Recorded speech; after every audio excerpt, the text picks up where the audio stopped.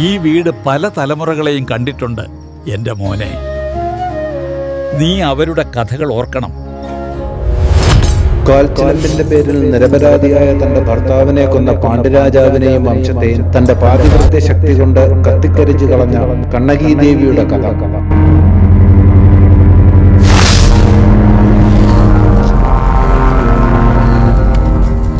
കണ്ണകിയുടെ ഈ കഥ തന്റെ സഹോദരൻ ഇളങ്കോവടികളിൽ നിന്ന് കേട്ട ചേരരാജാവായ ചേരൻ ചെങ്കുട്ടവൻ കണ്ണകിയുടെ പാതിവൃത്യത്തിലും ക്ഷമയിലും അടങ്ങാത്ത നീതിബോധത്തിലും ആകൃഷ്ടനായി തന്റെ രാജ്യ തലസ്ഥാനത്ത് കണ്ണകിക്ക് വേണ്ടി ക്ഷേത്രം പണിയുവാനും അദ്ദേഹം തീരുമാനിക്കുന്നു.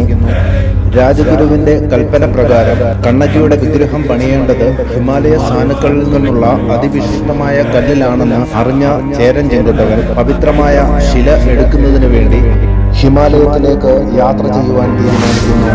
ആ യാത്രയിൽ ശില എടുക്കുന്നതിന് തടസ്സം തന്ന വടക്കൻ രാജാക്കന്മാരുമായി അദ്ദേഹത്തിന് യുദ്ധം ചെയ്യേണ്ടതായി വന്നു.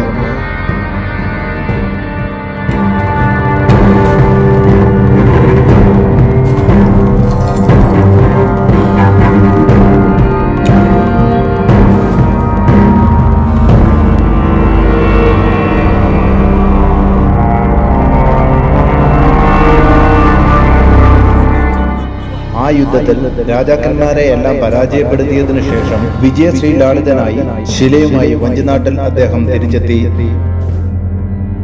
ശേഷം കണ്ണകിയുടെ വിഗ്രഹം ആ ശിലയിൽ പണിയുകയും ക്ഷേത്രം നിർമ്മിക്കുകയും ചെയ്തു.